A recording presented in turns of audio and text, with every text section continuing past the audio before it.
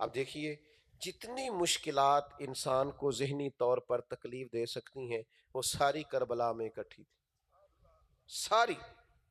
یعنی وطن بھی چھوڑا امام علی مقام، اور پھر یہ کہ کھانا بھی بند ہے اور پانی بھی کربلا میں بند ہے، سخت ترین اور مشکل ترین حالات ہیں. اور پھر یہ کہ بچے پیاسے ہیں، اور پھر یہ کہ بچے شہید ہو رہے ہیں. کسی دانشور نے کہا تھا باپ کا جنازہ بھی بڑا مشکل ہوتا ہے اٹھانا، پر دعا کرو کسی کو اولاد کا نہ اٹھانا پڑ جائے، اس سے تو کمر ٹوٹ جاتی، انسان چل نہیں سکتا. لیکن امام علی مقام نے وہ جنازے اٹھائے، اٹھا کر کے لائے. لیکن کسی جگہ بھی امام علی مقام بے صبری کا معاذ اللہ مظاہرہ کرتے نظر، ہائے فائے کرتے نظر. میں نے بہت پہلے کہا تھا، پھر کہتا ہوں، اس لیے تو ہم کہتے ہیں ہم ہائے حسین والے نہیں. آپ کو تو یاد ہے ماشاءاللہ، ہم ہائے حسین والے نہیں، ہم واہ حسین والے. ہم کہتے ہیں واہ حسین، کمال کر دی، کمال کر دی آپ. اتنا صبر، اتنا حوصلہ. یعنی گھر میں ایک میت ہو جائے تو کئی دنوں تک لوگوں کے ہوش نہیں قائم رہتے، لیکن امام علی مقام نے خود سارے جنازے اٹھائے، پھر بھی امامہ باندھا ہے، ذوالفقار حیدری پکڑی ہے، گھوڑے پہ چڑھے ہیں، درجنوں بیسیوں دشمنوں کو انہوں نے نیست و نابود کیا ہے. آپ زندگی کے اندر محنت کریں، جد و جہد کریں. میں آپ کو ایک بات عرض کروں، میدان میں رہنا کمال ہوتا ہے. ہاں ہاں، کبھی انسان کامیاب ہو جاتا ہے تو کبھی صبر کر جاتا ہے. اصل کام جیتنا نہیں، اصل کام تو میدان میں رہنا ہے. نہیں سمجھ آ رہی نوجوانوں؟ اصل کام، وہ ہمیں بھی لوگ کہتے ہیں سالوں ہو گئے تقریر کرتے، انقلاب کیا آیا، اتنا عرصہ بیت گیا آپ کو لوگوں کو وعظ و نصیحت کرتے، انقلاب کیا آیا. میں کہ آ کے دیکھ لو نا ہماری جلسوں میں انقلاب کیا آیا. یہ بے موسمہ پھل دیکھو نا. یہ نوجوان نسل اس طرح کہیں جاتی ہے جس طرح ٹوٹ کے محفلوں میں آئی بیٹھی ہے. یہ انقلاب نہیں تو اور کیا ہے، یہ انقلاب نہیں تو اور کیا ہے. یہ انقلاب ہی تو ہے. میں اپنی حیاتی تو قربان تھی ماں، محمد محمد پکیندے گزر گئی. یہ چھوٹا انقلاب ہے. نوجوان مائل ہو جائیں، دین کی طرف آ جائیں. سنو، جیتنا کمال نہیں، آخر دم تک لڑتے رہنا کمال ہے. تھوڑا تسلی سے سننا میں کیا کہنے لگا ہوں. جتنے نبی دنیا میں آئے نا، انبیاء کرام علیہ السلام، سارے کامیاب ہو کے گئے، سب پیغمبر کامیاب گئے. لیکن کسی نبی کا کلمہ 10 لوگوں نے پڑھا ہے، کسی کا 50 نے پڑھا ہے، کسی کا 100 نے پڑھا ہے، پر نبی سارے کامیاب ہوئے. اور نوجوانوں، اللہ کرے میں آپ کو سمجھا سکوں، نبی سارے کامیاب گئے. کیوں؟ کہ اللہ نے جو ڈیوٹی لگائی تھی وہ ڈیوٹی انہوں نے پوری سر انجام دی. وما علینا الا البلاغ. انہوں نے کھول کر بیان کیا، کھول کھول کر دین سنایا ہے. باقی تو رب کی رحمت کا فیصلہ ہے کہ کس کو ہدایت ملنی ہے، کس وقت ملنی ہے، کس ٹائم پہ ملنی ہے. میدان میں رہنا کمال ہوتا ہے، میدان میں. میں بات سمیٹ رہا ہوں. ایک شہر کے اندر نا لوگ بڑے بیمار ہوتے تھے، اور ایک مرض موذی تھا، وہ سب کو آ لیتا تھا. بہت سارے لوگ ہر سال اس بیماری سے ان کی ہلاکت ہو جاتی تھی. تو 3 پہاڑیاں تھی، 4 اوپر پہاڑی، پھر پہاڑی، پھر پہاڑی، پھر پہاڑی. تو کچھ اطباء، ڈاکٹر، حکیم کہتے تھے کہ ان 4 پہاڑیوں کے اوپر جڑی بوٹیاں ہیں، وہ مل جائیں تو اس بیماری کا علاج ہوگا. لیکن وہ ڈھلان بڑی سخت تھی، کون جائے، کون جڑی بوٹیاں لائے، راستہ ہی کوئی نہیں.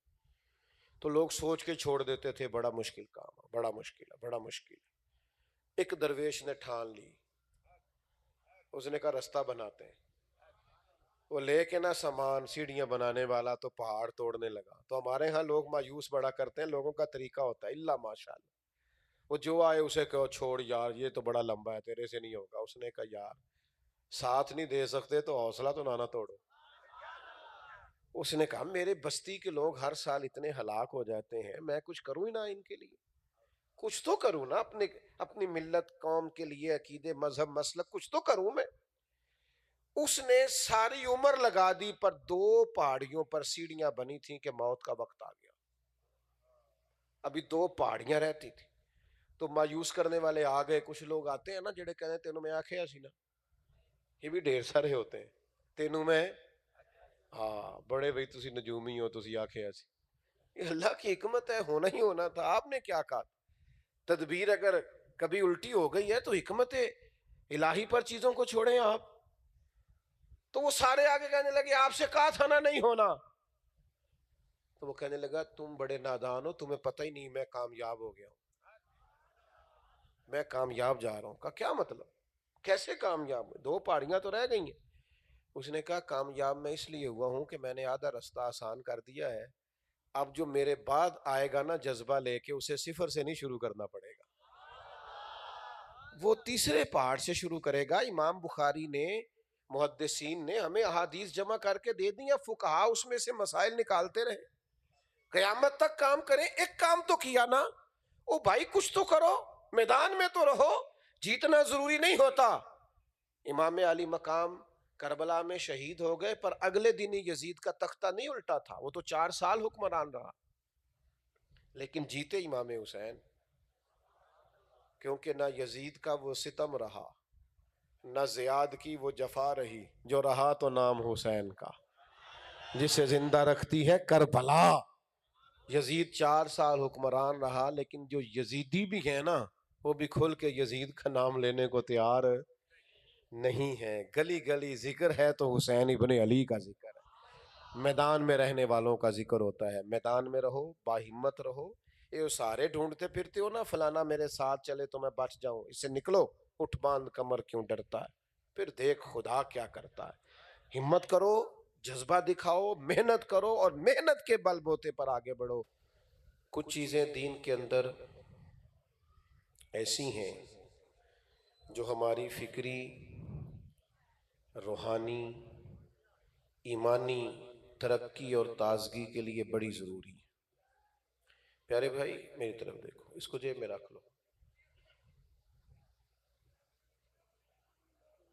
دیکھیے قرآن و حدیث نے جو کسی بھی مسلمان کا، صاحب ایمان کا عملی نمونہ ہمیں دکھایا ہے نا کہ اللہ تعالیٰ کو کس طرح کا مومن پسند ہے، اور کس طرح کا شخص دنیا کے اندر بہترین اور اعلیٰ اخلاقی زندگی گزارتا ہے۔ کتاب و سنت نے جس کی تشریح کی ہے، اللہ اور اس کے پیارے حبیب علیہ السلام نے جس بندہ مومن کو پسند رکھا ہے اور محبوب جانا ہے، ان کی ہم عملی صورتیں دیکھنا چاہیں نا کہ وہ کس طرح کے ہوتے ہیں، جن کو قرآن مجید نے بیان کیا ہے اور حضور نے بیان کیا ہے۔ ان کی عملی صورتیں کس طرح کی ہیں، تو ان کی عملی صورتیں جب ہم نے دیکھنی ہوں گی تو ہم نے صحابہ کو دیکھنا ہے اور حضور کے اہل بیت کو دیکھنا۔ آج بعض لوگ یہاں تک کہہ دیتے ہیں کہ معاذ اللہ بڑا مشکل ہے قرآن و حدیث پہ چلنا، اور شاید یہ کسی عام آدمی کے بس کی بات ہی نہیں ہے، یہ بہت اوپر کی باتیں ہیں۔ تو بھائی یہ جو ہم دن مناتے ہیں اور یہ جو ہم تذکرے کرتے ہیں، یہی تو ہم لوگوں کو بتانا چاہتے ہیں کہ آؤ ہم تمہیں ان لوگوں کی زندگیوں کے بارے میں بتائیں جنہوں نے کتاب و سنت کی عملی صورتیں بن کے امت کو دکھایا ہے۔ اور پھر اللہ تعالیٰ نے قرآن مجید کے اندر ہمیں یہ حکم دیا کہ یہ وہ عظیم لوگ ہیں صحابہ اور اہل بیت جن سے ہمیں محبت کرنی چاہیے، ہمیں ان سے پیار کرنا چاہیے۔ محبت کریں گے تو ظاہر ہے کہ پھر ہم ان کے طریقوں پر بھی چلیں گے۔ قرآن مجید نے ارشاد فرمایا کہ قُل لَا أَسْأَلُكُمْ عَلَيْهِ أَجْرًا إِلَّا الْمَوَدَّةَ فِي الْقُرْبَى۔ اے محبوب علیہ السلام، آپ اپنے غلاموں سے فرما دیں کہ میں تبلیغ دین پر تم سے کوئی اجر نہیں مانگتا، بس میرے قریبیوں سے محبت کرتے رہنا، اہل بیت نبوت سے پیار کرنا، میرے گھر والوں سے محبت کرنا، ان کی عقیدتیں تمہارے دلوں میں ہونی چاہیے۔ دوستو یاد رکھیے گا کہ جب ہم حضور کی اولاد پاک سے پیار کریں گے نا تو جینا بھی ہمیں پھر ہی آئے گا اور مرنا بھی پھر ہی آئے گا۔ یہ وہ بلند پایا عظیم المرتبت لوگ ہیں کہ جن کے کردار و عمل میں وہ روشنی اور وہ رعنائی ہے، وہ حسن اور وہ خوبصورتی ہے کہ جو انسان کو زندگی کی لذت سے بھی آگاہ کرتی۔ آپ دیکھیں نا چھوٹی چھوٹی باتوں پہ لوگ کہنے لگ جاتے ہیں میں نے مر جانا ہے معاذ اللہ، میں جیوں گا نہیں۔ تھوڑے سے مسائل ہوتے ہیں تو لوگ اپنے آپ کو بد دعائیں دینے لگ جاتے ہیں۔ یہ ذرا ذکر تو دیکھو اہل بیت نبوت کا، ساری مشکلات اکٹھی آ گئیں پھر بھی انہوں نے جی کے دکھایا ہے اور گزارا کر کے دکھایا ہے۔ ذرا نہیں گھبرانا، ذرا نہیں پریشان ہونا۔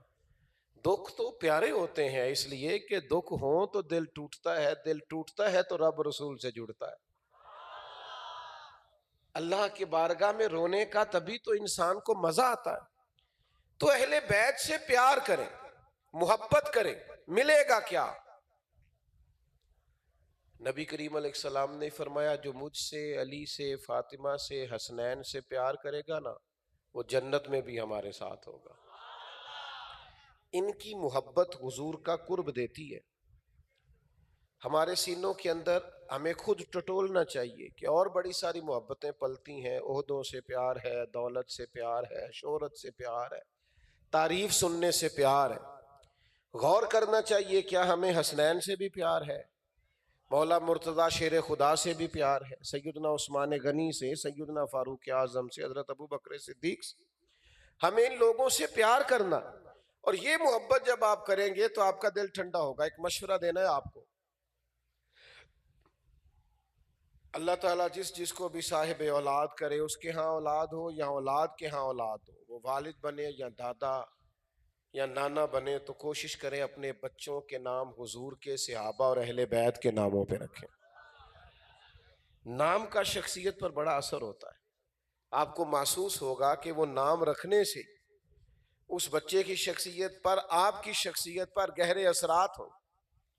تو ایک تو ان سے خوب پیار کریں، محبت کریں، اور دوسرا یہ یاد رکھیں کہ یہ جو لوگ آج معاذ اللہ صرف اپنی تقریریں چمکانے کے لیے مشاجرات بیان کرتے ہیں اور صحابہ اور اہل بیت کے مابین باتوں کو بیان کرنے کی کوشش کرتے ہیں، اچھی طرح سمجھ لیں کہ جن کے بارے میں قرآن نے کہہ دیا ہے نا اشداء علی الکفار رحماء بینہم، رب کہتا ہے وہ کافروں پہ سخت ہیں، آپس میں تو بڑے رحم دل ہیں۔ تو مشاجرات میں نہ الجھیں، بلکہ ایک بات سنیں، نبی پاک کی ساری اولاد کا پیار ہمیں سکھایا ہی حضور کے صحابہ نے، ہم نے سیکھا ہی صحابہ سے۔ صحابہ کرام علیہم رضوان نے ہی روایت کیا، صحابہ نے ہی اپنی عملی زندگی میں اس کا نفاذ کیا۔ صحابہ کرام علیہم رضوان کی بدولت ہی ہمیں وہ خاص حصہ وافر ملا۔ کتنا بڑا نام ہے حضرت صدیق اکبر کا، انبیاء کے بعد سب سے بڑا درجہ رکھتے ہیں، لیکن جناب صدیق اکبر قسم اٹھا کے فرماتے ہیں، قسم اٹھا کے فرماتے ہیں مجھے اللہ کی قسم، مجھے اپنے ہر رشتے سے نبی پاک کا رشتہ زیادہ پیارا ہے۔ مجھے حضور کے تعلق اپنے تعلقات سے زیادہ محبوب۔ وہ پیار کرتے ان لوگوں کے دلوں کے اندر نبی پاک کی اولاد پاک کے لیے جو جذبات تھے، اسی نے تو آگے چیزیں تقسیم کی ہیں۔ کتنے بڑے ہیں حضرت فاروق اعظم۔ ایک دفعہ ایسا ہوا کہ امام حسن رضی اللہ تعالیٰ عنہ حضرت عمر فاروق رضی اللہ تعالیٰ عنہ کی ملاقات کے لیے تشریف لے گئے، اور جب وہاں پہنچے تو امیر المومنین ہیں جناب عمر فاروق، آپ کا دور خلافت ہے، تو کچھ لوگ آپ سے ملنے آئے ہوئے تھے، تو حضرت عمر رضی اللہ تعالیٰ عنہ اپنے کمرے میں، حجرے میں ان کے ساتھ گفتگو کر رہے تھے۔ جناب سیدنا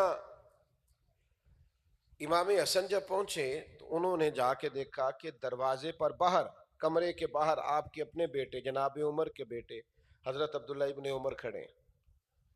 تو السلام علیکم کے بعد کہا آپ یہاں کیوں کھڑے ہیں؟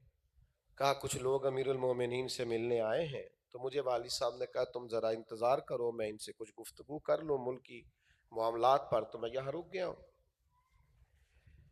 حضرت امام حسن رضی اللہ تعالیٰ عنہ فرمانے لگے اوہو میں بھی ملنے آیا تھا، مجھے بھی کچھ کام تھا، اچھا چلیں ٹھیک ہے، اگر امیر المومنین مصروف ہیں تو میں ظہر عصر میں مغرب میں ملاقات کر لوں گا، مسجد میں ملاقات کر لوں گا، ہر نماز میں مسجد میں تو حاضری ہوتی ہے تو میں وہاں مل لوں گا۔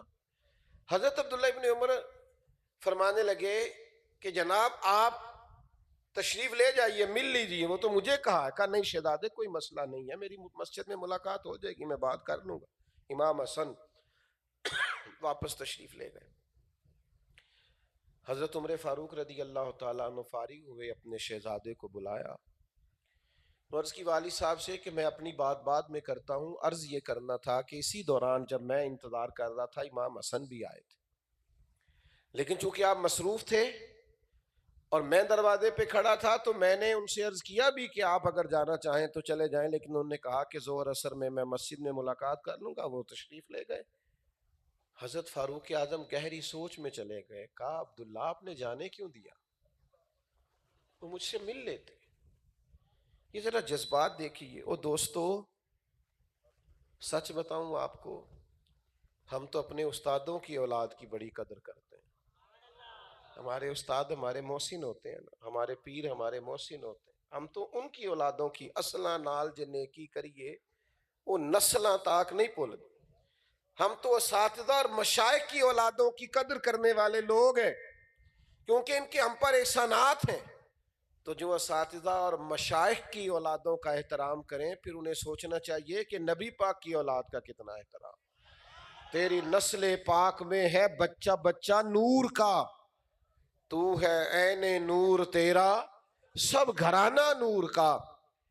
تو حضرت فاروق اعظم رضی اللہ تعالیٰ نے جب سنا کہ امام حسن تو تشریف لے گئے، تو حضرت عمر فاروق پھر وہاں سے اپنے گھر نہیں گئے، سیدھے امام حسن کے گھر گئے اور جا کر کے دروازے پہ دستک دی، امام حسن تشریف لائے، امیر المومنین آپ مجھے فرما دیتے میں حاضر ہو جاتا۔ حضرت عمر فاروق رضی اللہ تعالیٰ عنہ فرمانے لگے شہزادے آپ آئے تھے تو بغیر ملے واپس کیوں چلے گئے؟ عرض کی حضور آپ کے اپنے شہزادے بھی دروازے پہ کھڑے تھے، تو میں نے کہا کہ ظہر یا عصر میں مسجد میں مل لوں گا۔ اللہ اکبر۔ حضرت فاروق اعظم کے جذبات، ان کی آنکھوں میں آنسو، ان کے وجود کے اندر ایک عجیب کیف کی صورت، اپنے سر سے پگڑی اتار کے فرمانے لگے بیٹا میرے سر پر یہ جو عزت کے بال ہیں یہ آپ کے نانا مصطفیٰ کے اگائے ہوئے ہیں، تو آپ کو مجھے مل کے آنا چاہیے، یہ میرے پاس جو کچھ ہے، عزت ہے، شرف ہے، بلندی ہے، مقام ہے، یہ سارا مدینے والے محبوب کا دیا ہوا ہے۔ تو عزیز دوستو ان لوگوں کے دلوں کے اندر جو حضور کی اولاد کے لیے احترام کے جذبات تھے،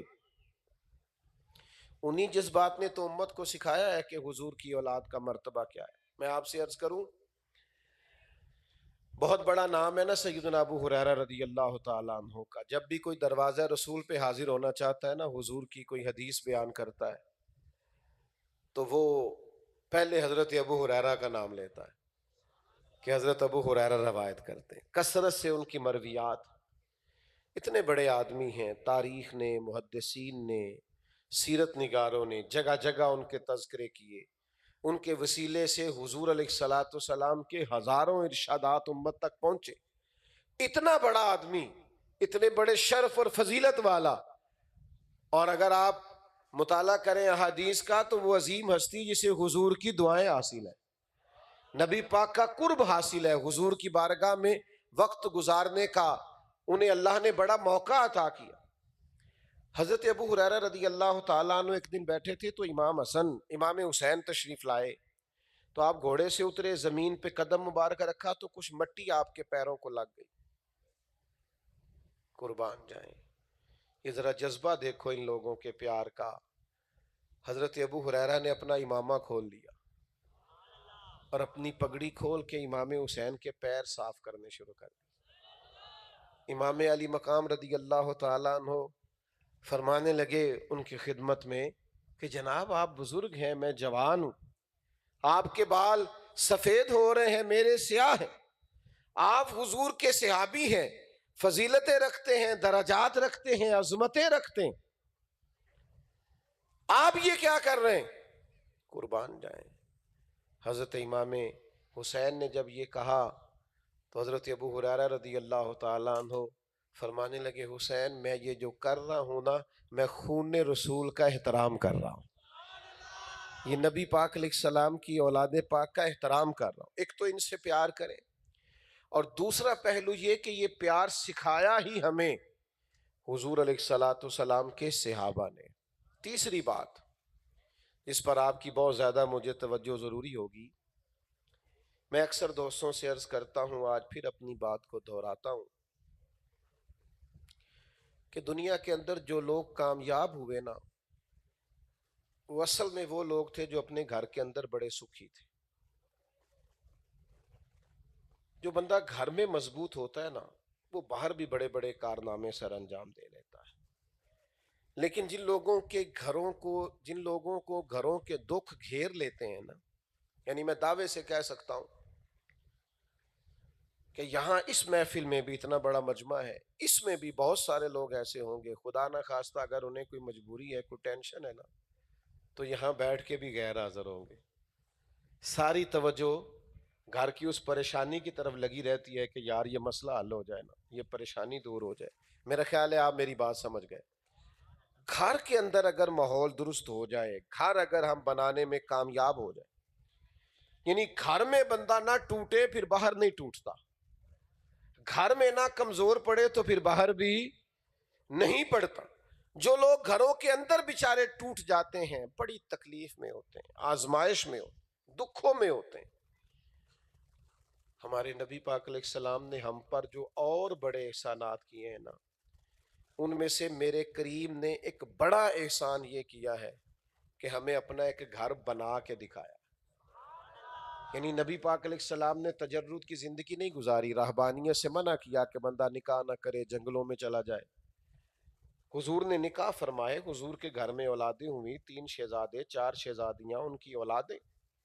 نبی پاک نے بھرپور خاندانی زندگی گزاری، عائلی زندگی گزاری۔ حضور نے ہمیں بتایا کہ یوں کر کے تم نے گھر بنانا ہے، اس طرح تم نے اپنے گھر کو ترتیب دینا ہے۔ چند باتیں وہ سنیں جس بنیاد پر اللہ کے حبیب علیہ السلام نے اپنے کاشانہ نور کو ترتیب دیا۔ وہ چند ظاہری باتیں جو سننا اور سمجھنا بڑا ضروری ہے۔ سب سے پہلے تو یہ سمجھیے کہ نبی پاک علیہ السلام نے اپنے گھر والوں کو وقت بڑھا دیا۔ حضور گھر میں ٹائم دیتے تھے، ہم بھی ٹائم دیتے ہیں، کچھ موبائل کو، کچھ دوستوں کو، کچھ دوستوں کے ساتھ سیر سپاٹے کو۔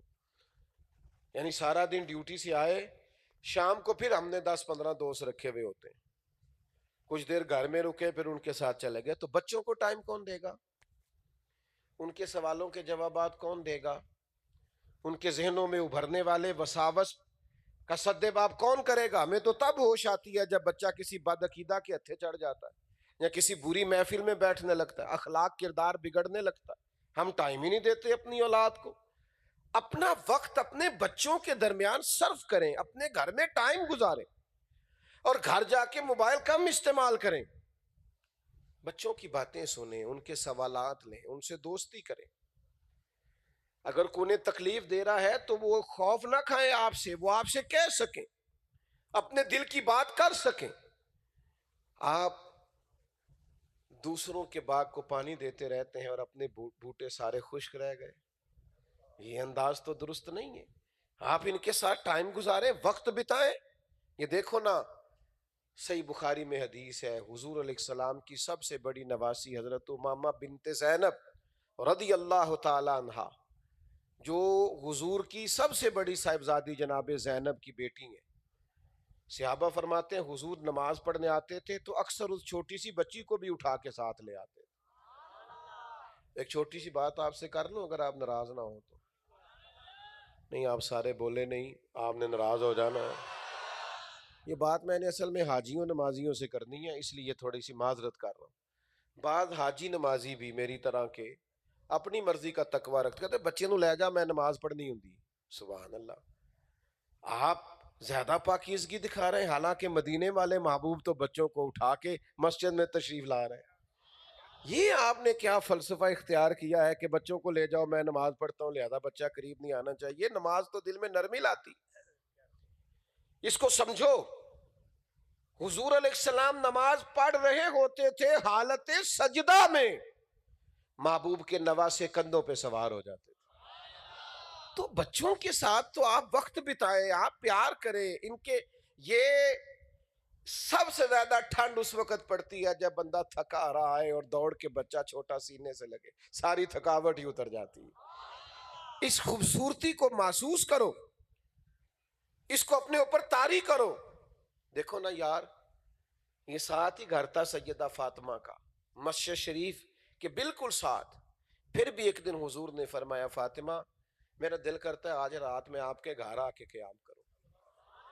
آپ اس کو سمجھو، میں بڑا بیزی ہوں، میں بڑا مصروف ہوں، مجھے ٹائم نہیں ملتا بچوں کو دینے۔ حضور سے زیادہ بھی کسی کی زندگی مصروف ہوگی، 23 سالوں میں انقلاب برپا کیا۔ پھر بھی کریم فرمانے لگے، فاطمہ کل رات ساری رات آپ کے گھر میں قیام کروں گا۔ حضور تشریف لے گئے۔ سیدہ فرماتی ہیں محبوب میرے گھر میں آرام فرما رہے ہیں، ایک طرف امام حسن کو سلایا، ایک طرف امام حسین کو سلایا۔ رات کو امام حسن نے دودھ مانگا تو میں نے چاہا اٹھ کے پیالے میں دودھ ڈال کے دیتی ہوں، تو فرمایا فاطمہ آپ لیٹ جائیے، میرے ساتھ سوئے ہیں، دودھ بھی میں ہی پلاؤں گا۔ تو نبی پاک علیہ السلام نے پیالے میں دودھ ڈالا، امام حسن کو عطا فرمانے لگے تو امام حسین بول پڑے، نانا جی میں نے بھی پینا ہے۔ تو حضور نے فرمایا نہیں، پہلے حسن کو ملے گا۔ تو سیدہ فرماتی میں نے عرض کی یا رسول اللہ لگتا ہے حسن سے زیادہ پیار ہے۔ فرمایا نہیں، پیار دونوں سے بڑا ہے، ایک جیسا ہے، پر مانگا پہلے حسن نے ہے نا۔ تو بھائی آپ وقت تو دینا، آپ ٹائم تو دیں، آپ بچوں کو وقت ہی نہیں دیتے۔ اقرا بن حابس آئے نا، تو انہوں نے دیکھا نبی پاک علیہ السلام بچوں کے ساتھ محبت کر رہے ہیں، پیار ہو رہا ہے، حضور بچوں کی باتیں سن رہے ہیں، شفقت کا دروازہ کھلا ہوا ہے، دل لگی ہو رہی ہے۔ تو وہ عرض کرنے لگے یا رسول اللہ صلی اللہ علیہ وسلم میں تو نہیں بچوں کو وقت دیتا۔ آپ کی توجہ ہے کہ کچھ لوگ ماشاءاللہ بڑے سمارٹ ہوتے ہیں، وہ اپنے بچوں کو بھی ٹائم نہیں دیتے، اپنا بچہ بھی اٹھا کے باہر نہیں لاتے۔ سمارٹ بڑے ہوتے ہیں نا جناب، کوئی بولنا دے کہ یہ بچوں کو کھلا رہا ہے، خود لے کے آ رہا ہے۔ انہوں نے بھی کہا حضور آپ بڑا وقت دیتے ہیں، میں تو نہیں دیتا۔ تو پتہ ہے حضور نے کیا جواب دیا؟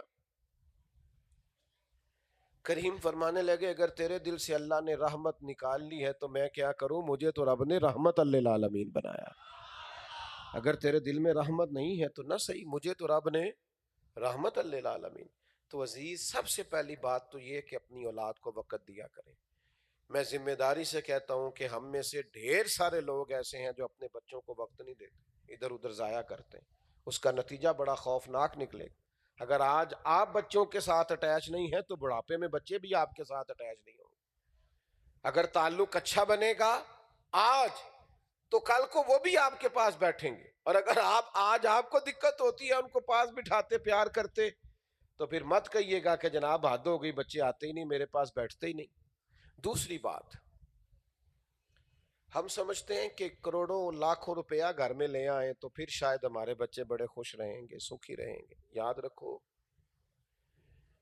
دولت بہت ساری بندہ جمع کر لے، لیکن بچے اس کے ضائع ہو جائیں نا تو وہ دولت بھی چٹکیوں میں برباد کر دیتے ہیں۔ بچے اگر قابل نہ ہو، اگر آپ بچوں پر توجہ دینا، ان کو قابل بنائیں تو سب سے بڑی دولت اولاد بن جاتی۔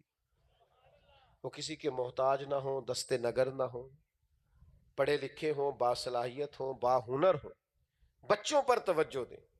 ہم پیسہ جمع کرتے رہتے ہیں بچوں کے لیے، کریں اچھی بات ہے، حلال رزق جمع کرنا منع نہیں، لیکن بچوں کی تعلیم و تربیت پر بھی تو دھیان دینا۔ یہ ذرا حضور علیہ السلام کی دعا سنیے گا، ترمذی میں موجود ہے۔ نبی کریم علیہ السلام نے اللہ کے حضور دعا کی، اے اللہ ایک وقت روٹی دینا اور ایک وقت فاقہ دینا۔ مانگتے ہیں آج یہ لوگ دعا کہ یا اللہ ایک وقت فاقہ دینا، مانگتے ہیں لوگ؟ اے اللہ ایک وقت کا فاقہ دے۔ اور اللہ کے حضور نبی کریم عرض کرتے یا اللہ جب تو رزق دے تو میں تیرا شکر ادا کروں۔ اور جب فاقہ ہو تو میں تیری بارگاہ میں التجا کروں. بچوں کو اگر تھوڑا بہت کبھی ان کی مرضی کے خلاف بھی کوئی چیز آئے تو انہیں قبول کرنے کی عادت ہونی چاہیے. جو بھی مانگتے ہیں انہیں ملتا ہے بھائی، کبھی کبھی نہ بھی ملے تو اس میں فائدہ ہے، اس میں نفع ہے. نہ بھی کبھی کبھی ملے، کیوں؟ کہ پھر انہیں صبر کرنا آئے گا، جینا آئے گا. کبھی زندگی میں کسی چیز کے نہ ملنے سے یہ مایوس نہیں ہوں گے. تو حضور علیہ السلام نے دیکھیں، حضور کا فقر اختیاری ہے. نبی پاک مجبور نہیں ہے کہ ایک مہینہ گھر میں چولہا نہ جلے. حضور مجبور نہیں. نبی پاک نے اللہ سے مانگ کے لیا. حضور تو فرماتے ہیں میں چاہوں تو نبی اور بادشاہ بن جاؤں. میں نے اللہ کے حضور عرض کیا، مولا میں نبی اور بادشاہ نہیں بننا چاہتا، میں تیرا بندہ اور نبی بننا چاہتا. یہ بندگی نبی پاک علیہ السلام نے اللہ سے مانگی ہے. تو میرے عزیز اس کو سمجھنا ہے اور ہمیں اپنی زندگی میں لانا ہے کہ اپنے گھروں کے اندر محض دولت کے انبار لگا دیے اور بچوں کے اخلاق کا پتہ ہی نہیں. ان کے رویے تلخ ہیں، ان کے مزاج میں ترش روئی ہے، وہ ماں کی بھی سخت بات کو برداشت نہیں کرتے. دیکھیں حضور نے کیا فرمایا. کریم فرماتے ہیں کسی باپ کا اپنی اولاد کے لیے سب سے بہترین تحفہ یہ ہے کہ اسے اچھا ادب سکھائے. مشورے کرتے پھرتے ہو نا بچے کی سالگرہ کیا تحفہ دینا ہے، تو یہ مشورہ اللہ کے رسول نے دیا. فرمایا بہترین تحفہ یہ ہے کہ اسے اچھا ادب سکھائیں، تعظیم سکھائیں، تعلیم دیں، تہذیب سے آگاہ کریں. نبی پاک علیہ الصلوۃ والسلام نے اپنی اولاد کے لیے اللہ سے فخر مانگا. لیکن ایک اور بڑی لطیف بات، جتنی بھی سیرت کی کتابیں ہیں نا سیدہ پاک پہ لکھی گئیں یا حسنین کریمین پہ لکھی گئیں، اس میں آپ کو انوکھی بات ملے گی. یہ بھی ہر سیرت نگار نے لکھا ہے کہ گھر میں مہینہ چولہا نہیں جلتا تھا، اور یہ بھی سب نے لکھا ہے کہ جو دروازے پہ آتا تھا اسی جھولی بھر کے عطا کیا جاتا. سخاوت بھی سب نے. پیارے بیٹے بیٹھ جاؤ، عزیز بھائی بیٹھ جائیں آپ. اللہ آپ کو سلامتی دے، برکتیں دے. سلام. بس اب تو ویسے بھی مضمون مکمل ہو گیا، میں بات سمیٹنے لگا ہوں. دعا فرمائیں ہماری قوم کو اللہ تعالیٰ قرآن مجید پر توجہ رکھنے کی توفیق دے. آمین تو کہہ دیں. مجھ سے نا ایک دوست نے چلا پوچھا، کہنے لگا کوئی وظیفہ بتائیں. میں نے کہا پہلا وظیفہ یہ ہے کہ 20 منٹ موبائل کو ہاتھ نہیں لگانا. لیکن وہ بھی ہسیا ہی سی جویں تسی نہیں سارے ہسے. اس چلے میں کامیاب نہیں ہوا. پتہ نہیں کیا ہو گیا بھائی، یہ اتنا تو نہیں دماغ پہ سوار کرنے والی چیز جتنی ہم نے کر لی. تھوڑا سنیں، میں بات کو مکمل کرنے لگا ہوں، سمیٹنے لگا ہوں. دیکھو ایک بڑی بنیادی اور اہم چیز جس کا سمجھنا بڑا ضروری ہے. نبی پاک علیہ السلام نے نا اپنی اولاد پاک کو صبر سکھایا ہے، استقامت سکھائی ہے، حوصلہ سکھایا. ساری خواہشات پوری نہیں ہوا کرتی.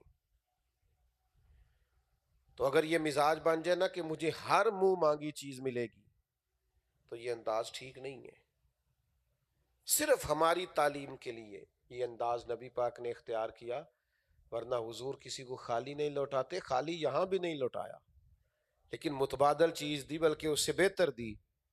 پڑھو نا بخاری مسلم، آپ کو پتہ چلے کہ سیدہ فاطمہ رضی اللہ تعالی عنہ جب عرض گزار ہوئی کہ یا رسول اللہ صلی اللہ علیہ وسلم ایک خادم مل جائے گھر کے کام کاج میں میرا ہاتھ بٹائے گا، تو محبوب نے فرمایا آپ 33 بار سبحان اللہ پڑھا کریں، 33 بار الحمدللہ پڑھا کریں، اور 34 بار اللہ اکبر پڑھا کریں. جب بھی یہ تسبیح مکمل ہوگی اللہ غلام آزاد کرنے کا ثواب عطا کرے. لیکن گھر کے کام کاج سیدہ کرتی رہیں، انہوں نے ڈیوٹی کی. سنیں جی، اللہ آپ کو سلامت رکھے. انہوں نے ڈیوٹی کی، خدمت کی، وہ کام کرتی رہیں، ہمیشہ اپنے گھر کا کام کرتی رہیں. میرے عزیز، آپ جب تک صبر والا مقام پہ نہیں آتے، حوصلے والے مقام پہ نہیں آتے، دیکھو جتنی مشکلات کسی شخص کو آ سکتی ہیں نا، کسی کو وطن کی مشکل آتی ہے کہ اسے پردیس کاٹنا پڑ رہا ہے، کسی کو مالی مشکل آتی ہے کہ اس کے پاس کھانے پینے کو اس وقت کچھ نہیں، کسی کو معاذ اللہ یہ مشکل آتی ہے کہ اولاد پریشان ہے، کسی کو یہ مشکل آتی ہے کہ اب خدا نہ خواستہ جان کا مسئلہ بن گیا ہے، پتہ نہیں جان بچے گی کہ نہیں. یہ فردن فردن انفرادی مشکلات مختلف اوقات میں لوگوں کو آتی ہیں. لوگ کیا کرتے ہیں؟ چھوٹی چھوٹی بات میں کہتے ہیں میں نے بچنا نہیں، اب میں گیا، سارا کچھ ہے، مالی مشکلات آ گئے. او بھائی تیری صحت ٹھیک ہے نا، پیسے اللہ اور بڑے دے دے گا، کھل جائے گا معاملہ. رب کہتا ہے وَيَرْزُقْهُ مِنْ حَيْثُ لَا يَحْتَسِبُ، میں تو وہاں سے دے دیتا ہوں تیرا گمان بھی نہیں ہوتا، تو نے سوچا بھی نہیں ہوتا. تو ذرا سی مالی مشکل آ گئی، حالات خراب ہو گئے، لوگ جناب وہ ساری خوشیاں ہی چلی گئیں. اولاد میں بھی بعض اوقات اللہ تعالیٰ سب کے بچوں پہ فضل فرمائے، معاملات ہو جاتے ہیں.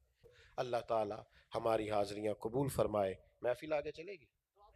اللہم صلی علی سیدنا و مولانا محمد معدن الجود والکرم وآلہ وبارک وسلم. اللہ تعالیٰ اس بزم حسن کو قبول فرما. اللہ ہمارے گناہوں کو معاف فرما، ہماری غلطیوں سے درگزر فرما، علم نافع عمل صالح کی توفیق عطا فرما، بیماروں کو شفا عطا فرما، مقروضوں کو بار قرض سے رہائی نصیب فرما، تنگ دستوں کے رزق میں وسعت فرما، امت کی خیر فرما، عالم اسلام کی خیر فرما. ہمارے بزم سجانے والے اور آنے والے سب بھائیوں کو بہترین صلہ عطا فرما. رب اغفر وارحم وانت خیر الراحمین. وصلی اللہ تعالی علی حبیبہ سیدنا و مولانا محمد. أعوذ بالله من الشيطان الرجيم.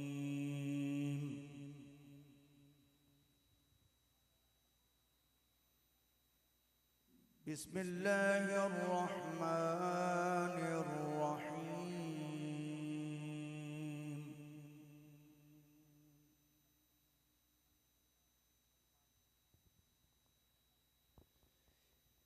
لله ما في السماوات وما في الأرض. سبحان الله ما شاء الله.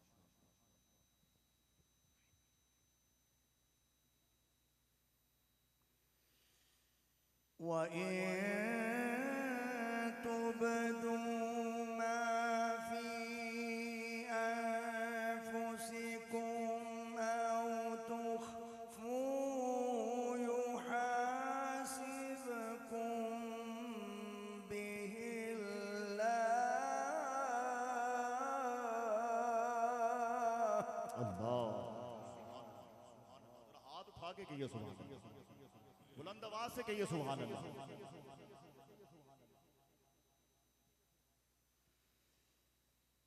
فيغفر لمن يشاء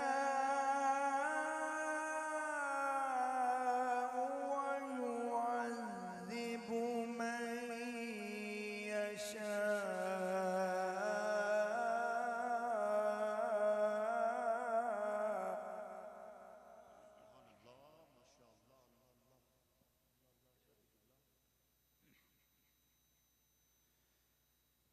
والله على كل شيء قدير.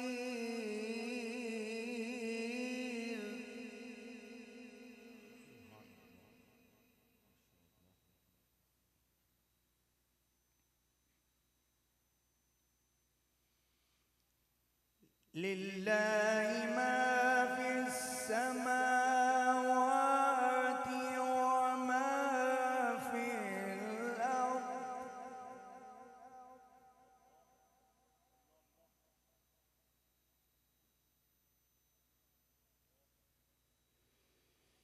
وإن تبدوا ما في أنفسكم أو تخفوا يحاسبكم به الله.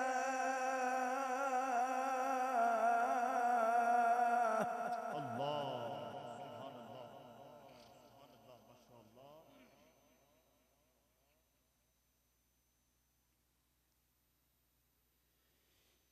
فيغفر لمن يشاء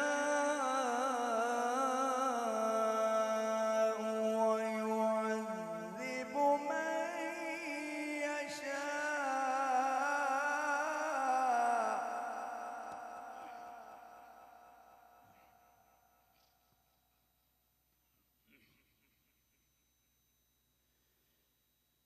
والله على كل شيء قدير.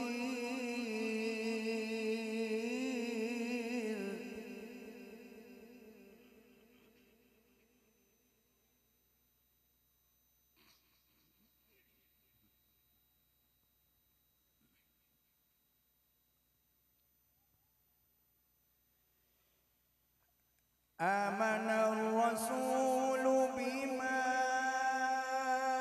أنزل إليه من ربه والمؤمنون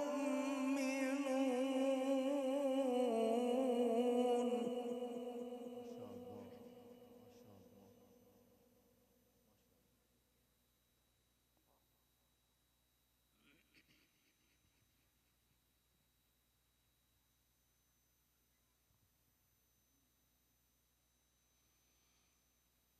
كل آمن بالله وملائكته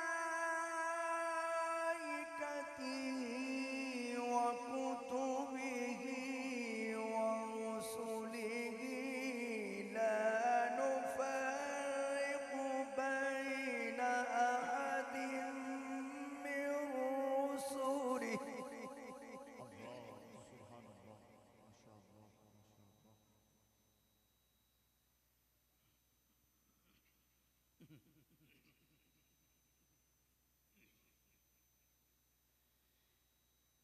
لا نفرق بين أحد من رسله.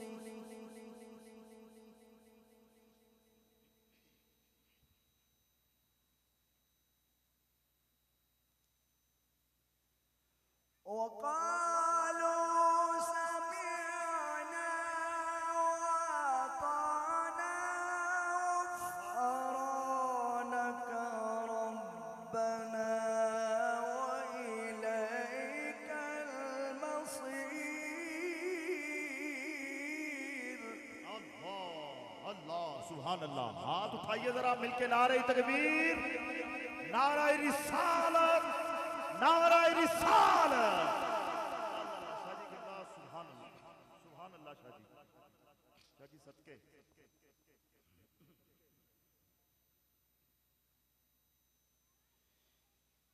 آمن الرسول بما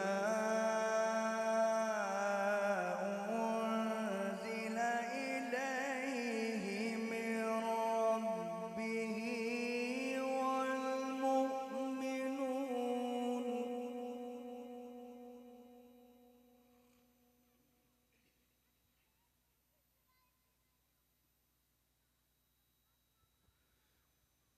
كل آمن بالله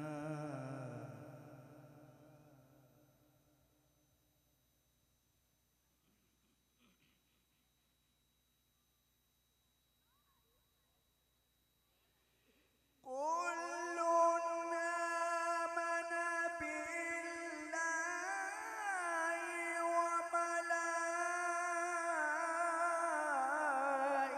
وملائكته وكتبه ورسله لا نفرق بين أحد من رسله. اللہ سبحان اللہ سبحان اللہ اللہ اللہ اللہ اللہ.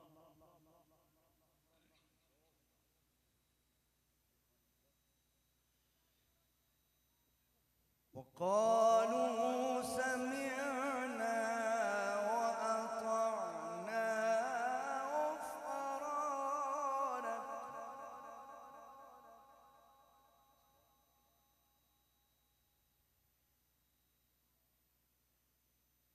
وقالوا سمعنا وأطعنا غفرانك ربنا ربنا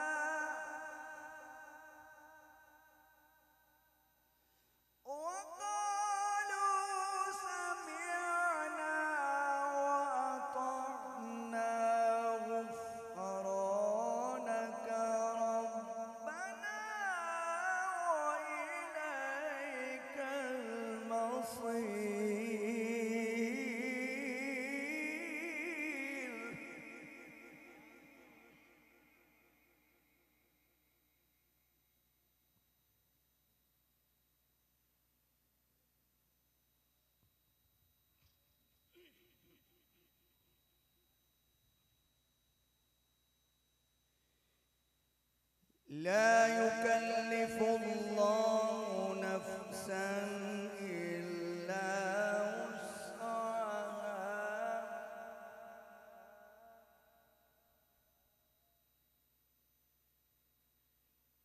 لها ما كسبت وعليها ما اكتسبت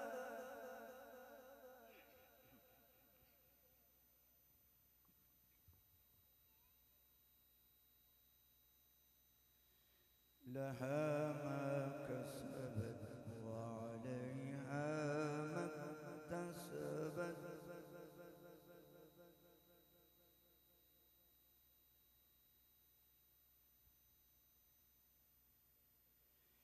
ربنا لا تؤاخذنا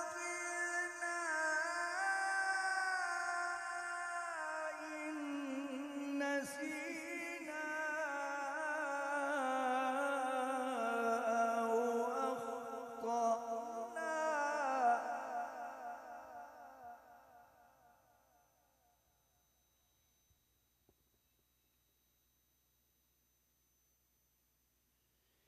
ربنا ولا تحمل علينا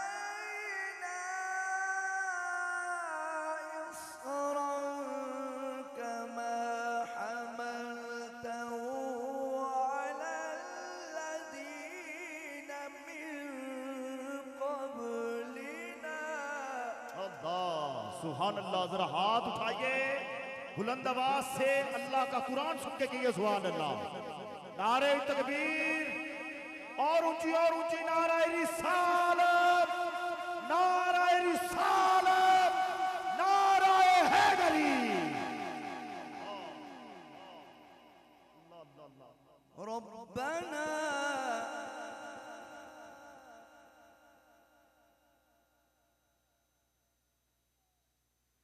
ربنا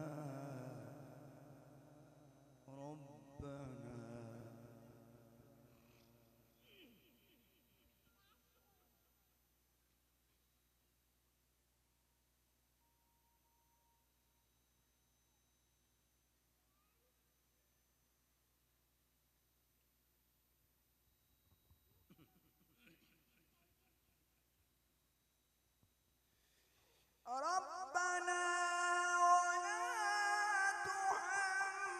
تحملنا ما لا طاقة لنا به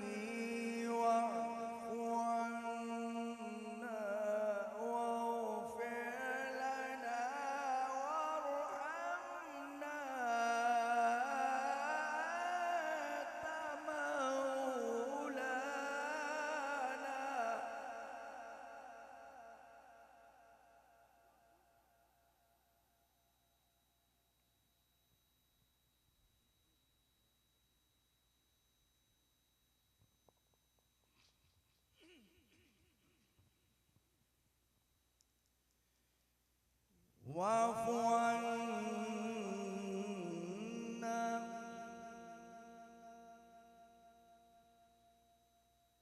واغفر لنا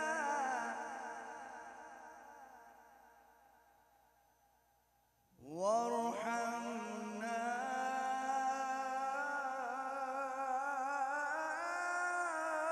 أنت مولانا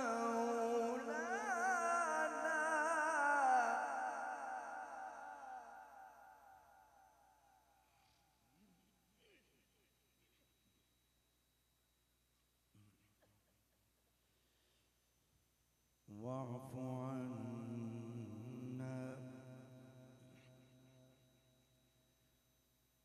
واغفر لنا وارحمنا أنت مولانا واعف عنا واغفر لنا وارحمنا أنت مولانا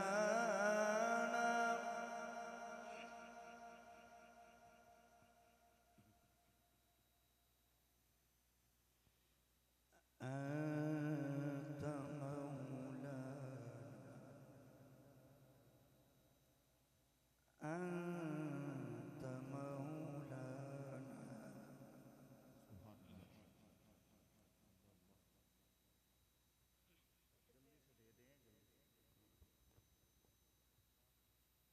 نعرہ تکبیر، نعرہ تکبیر۔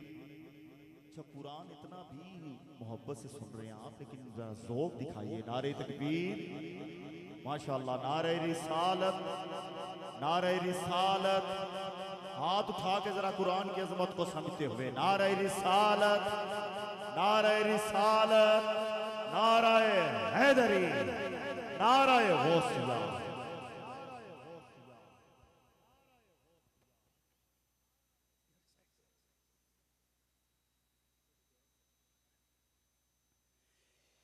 ربنا ولا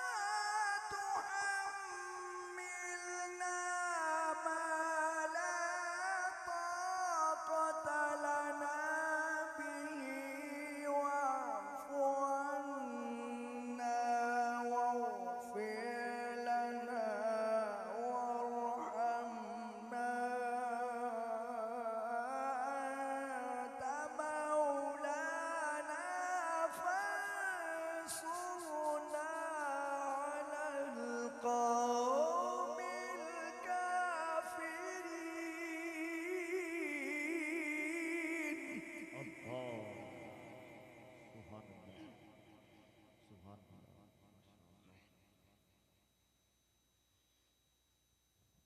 واعف عنا واغفر لنا وارحمنا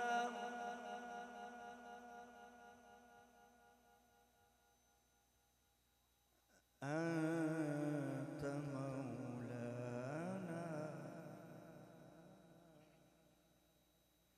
فانصرنا على القوم الكافرين.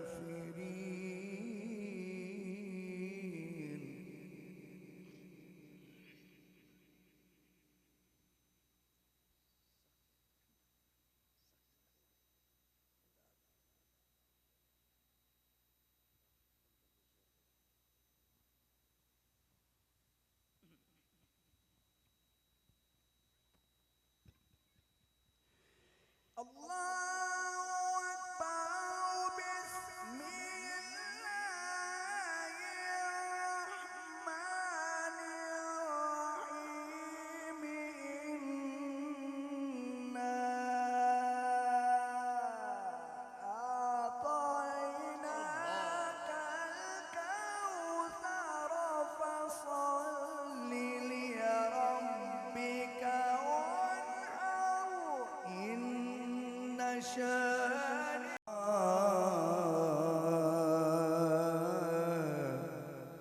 وسلم.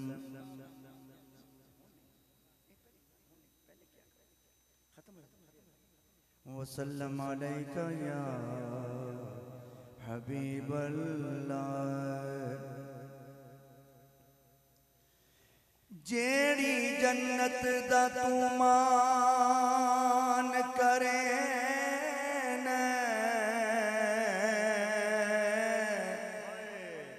تیری جنت مول نہ ورسوں تے جیڑی دوزخ تے تو ڈراوے دینا تیری دوزخ مول نہ سرسوں. جیڑی دوزخ تے تو بہانے دینا تیری دوزخ مول نہ سرسوں. اے جنت دوزخ شالا قیم روی اسا دامن یار دا پڑسوں.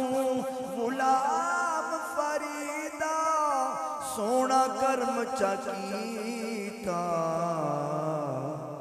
نہ اتھا اڑسوں نہ اتھا اڑسوں. غلام فریدہ سونا کرم چاکیتا نہ اتھا اڑسوں نہ اتھا اڑسوں. اچھیاں لمیاں لال کھجورا تے پتھر جنا دے ساوے جس دم نال ہے تاگ اساں کو غم نظر نہ آوے گلیاں سنج اجاڑ ڈسن میں کو بیڑا کھامن آوے غلام فریدا اتا کی بسنا جتھا یار نظر نہ آوے غلام فریدا اتا کی بسنا جتھا یار نظر نہ آوے رات دینے